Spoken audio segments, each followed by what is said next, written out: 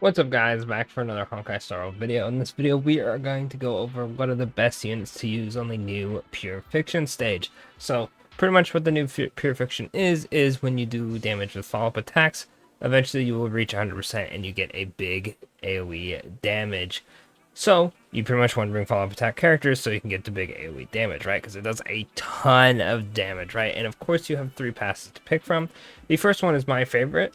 You no longer have to deal a certain amount of damage, but instead you get a 60% damage boost to the AoE if you launch 3 follow-up attacks. Pretty easy to get, right? The second one is when you trigger the effect, you get 35% of your ult energy back. And the last one is really good for people who do not have follow-up attack characters built, because every time you deal damage, 18% of it will go towards the follow-up attack gauge. So if you're using someone like Akron, you can fill it up pretty easily because every attack that she does will count as a follow-up attack. Even though it's only 18%, it still can work. But other than that, let's go over the characters and I'll give a brief description of why they're good. And I'll probably mention if like Adventuring, for example, is good because he follow-up attacks a bunch, and this one he could trigger all by himself, right? But anyway, let's pull up the tier list real quick. So in Herta tier, because Herta is like the queen of pure fiction, we have Herta herself, we have Himeko, and we have Adventuring, right? In this Pure Fiction, there is a stage that is weak to both fire and ice, so you pretty much bring these two and you're good to go. Herta has just a ton of follow-up attacks, they'll always be triggering, and because you're dealing a bunch of damage with her follow-up attack, you'll probably trigger the follow-up attack from the passive, which will then hit the enemies and weaken them, and then Herta will follow-up attack again, and you pretty much just spam it over and over. Plus, with Himeko being able to follow attack when an enemy is weakness broken, because they're also weak to ice, Herta can trigger that on her own, and they're pretty much a never-ending follow-up attack duo. And then Adventuring, like I said, with his ultimate and getting hit in general, a lot of AoEs on this one too, so your allies getting hit and him hitting hit count as, you know, multiple hits, so you can rack up his follow-up attack a bunch. Doing it 3 times will result in a big AoE, so he's kind of like a DPS in a sense on his own because of this, so this is why I put him up with Herta here, because he's also sustaining and increasing how much crit damage you do when you ult one of the bigger mobs. Then in S tier you have your basic characters. Ruin Mei, great AoE support. Sparkle, action advance, skill points, crit damage boost. Acheron, lots of AoE damage, she's just a good DPS in general. Plus you get her Nihility buddies, Black Swan and Kafka. They're really good, so you bring them together and you're pretty much good to go. Black Swan, the enemy exists, they die. That's just how Black Swan is. Black Swan will probably always be good for every single Pure Fiction just because of Arcana. And then Kafka is also an S tier because good AoE damage, plus she has her own follow-up attack. If you normal attack after every one of her turns, she does a little bit of damage. This can also be used to break enemies for Himeko if you have them on the same team. It can do a little bit more dot damage. It can be used to help get Akron's ult. That's what I used it for. Very strong character. Jingyun, AoEs, follow-up attacks. I mean, it's, you know, I sound like a broken record over here. Clara can be A or S depending on how much she gets hit, but I figure if you get pretty lucky with the hits, then you can trigger the 3 follow-up attack passive and, you know, just do big damage.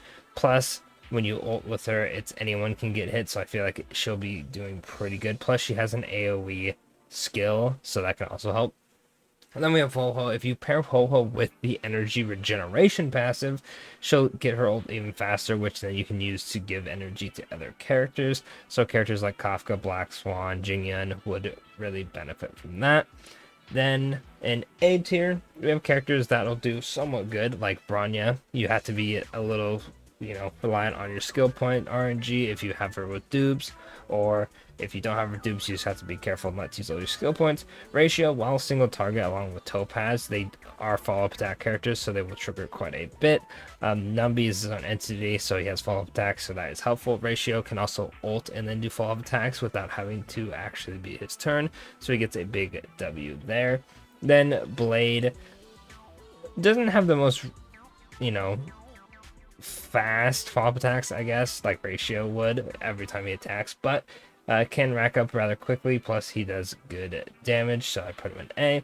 Jue is a bit of a odd one for me because I haven't used her a terrible ton. That's definitely not what I would say. It's late. You can really tell it's late, right?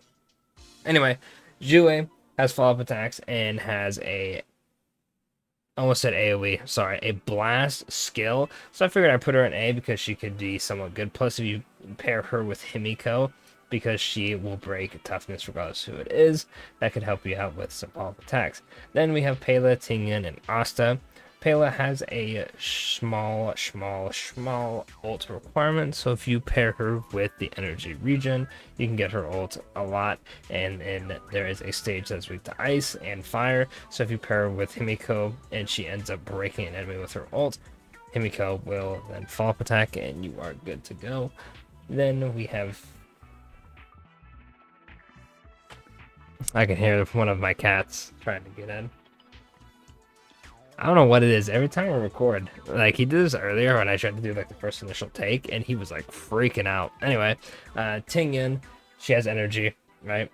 Gives energy, and if you pair her with the energy restoring passive, then kind of like a ho-ho thing in a sense, except for Tingyan isn't obviously keeping you alive as a sustain, so I knocked her a tier down. Then we have Asta, who, I mean, pretty self-explanatory. Speed plus she does a good job with her ricochet skill, which could help with Himeko. Then we have Donhang in A. As long as you have Sparkle, I think he'll be okay. If you don't have Sparkle, skill points might be a bit rough. And then the last little bit is going to be Argenti, Fushuan, and Locha. Fushuan and Locha are good sustains that can do damage, so they can technically fill the follow-up attack gauge if you pick the third passive. Not a terrible ton, but that is something to note. And then Argenti, while being a really good AoE character, he does struggle because there's no physical weakness to exploit. Plus, Sam and Bronya in the last phase don't have a weakness you can exploit because they lock it, and it's kind of annoying, I'm not gonna lie. So Argenti can't really shine too much this one. I'm sure you could get it done with him, but he's gonna struggle a lot more than he normally would. And then we have Yanqing in D, because technically Yanqing does have a follow-up attack, but it's pure fiction, so if you use Yanqing and somehow actually get a 3-star, congratulations, I'll shake your hand, you did a good job. And then the rest of the characters are pretty much just characters who aren't going to follow the niche of follow-up attacks, so I didn't bother including them. But I'm sure you could run some of them like Jinglu and get it done. Well, that'll be it for the video. Let me know if you have any questions, oh, I think ratio should be an S, stuff like that. Let me know in the comments, and of course don't forget to like, subscribe, and let me know what team you guys used to clear it in the comments, and if you 3-starred it or not.